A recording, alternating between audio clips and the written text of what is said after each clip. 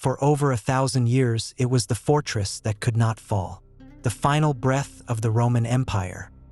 Its walls had shattered armies, repelled kings, and defied time itself. To conquer, it was a fool's dream, a prophecy for a mythic hero.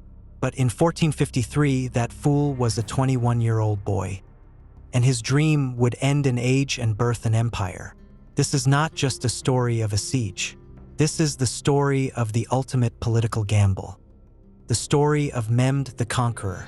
To understand Mehmed's madness, you must see the board he inherited. The Ottoman state was powerful but fragile, rivals to the east, the Christian kingdoms of Europe to the west, always threatening a new crusade. And right in the middle of it all, the ultimate geopolitical thorn, Constantinople. Young Mehmed was not the chosen heir. His father, Mehmed II, was a steady ruler who preferred philosophy to war. When Mehmed first took the throne at 12, it was a disaster. The court saw him as a childish placeholder. His father had to return to save the state. For Mehmed, this humiliation was fuel. He retreated not into play but into study. He became obsessed with one thing, the red apple. That was the Ottoman code name for Constantinople. He devoured every account of failed sieges. He knew the prophecy. A sultan named Mehmed would be the conqueror. He was haunted by the figure of Alexander the Great, another young man who reshaped the world.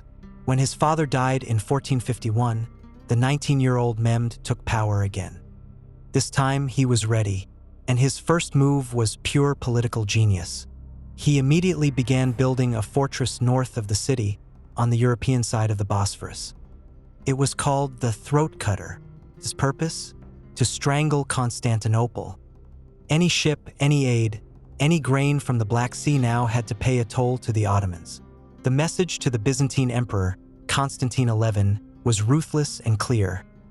The game has changed. I am not my father. But everyone knew the real problem, the walls. For a millennium, they were the ultimate defense. Mehmed knew brute force would fail, so his strategy had three pillars, each a breathtaking risk. A Hungarian metalsmith named Orban came to Mehmed with an insane idea. A cannon so large it could shatter the unconquerable walls.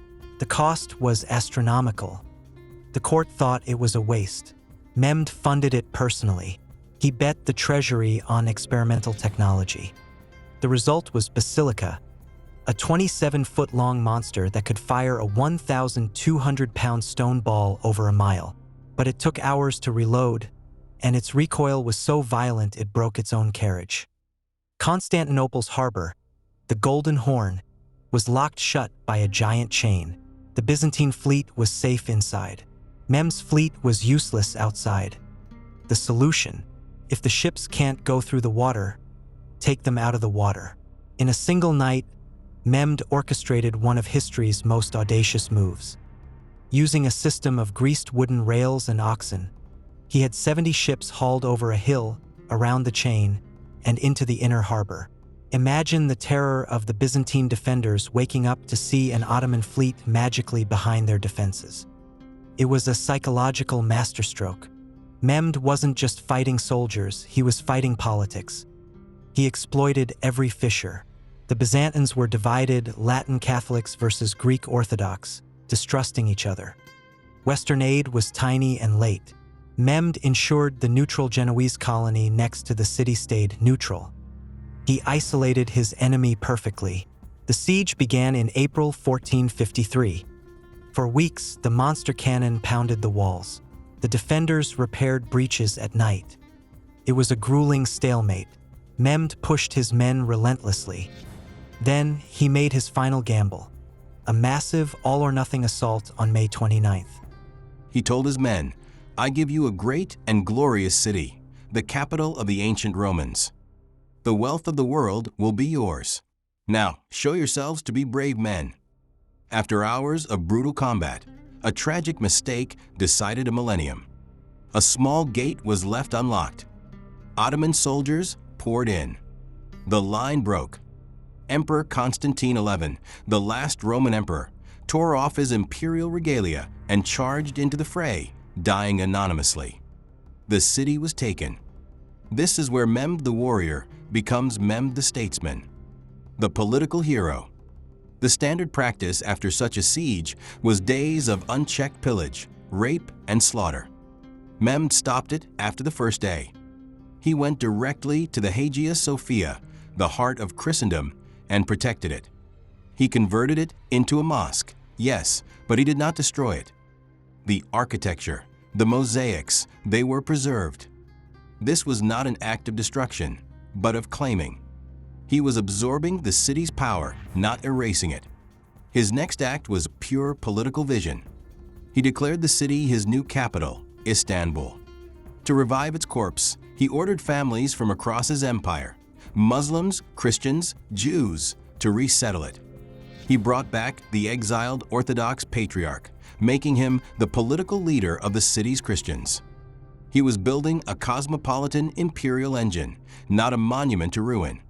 He didn't just see himself as a Turkish sultan. He claimed the ultimate political title, Kayser-i, Caesar of the Roman Empire. He positioned himself as the legitimate successor to the very emperors whose throne he had just destroyed. It was the ultimate political power move. Mehmed II ruled for 30 more years, expanding his empire deep into Europe. But his greatest victory was the city he forged. He took a dying relic and rebooted it as the pulsating heart of a world empire for the next 500 years.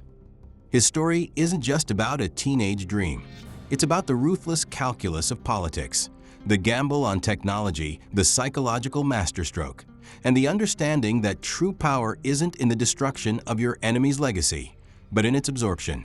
He was the boy who played the ultimate game of thrones. And he won. What leader do you think changed the world against all odds? Let us know in the comments. If you want more stories of epic strategy and political genius, subscribe and hit the bell for our next deep dive into history.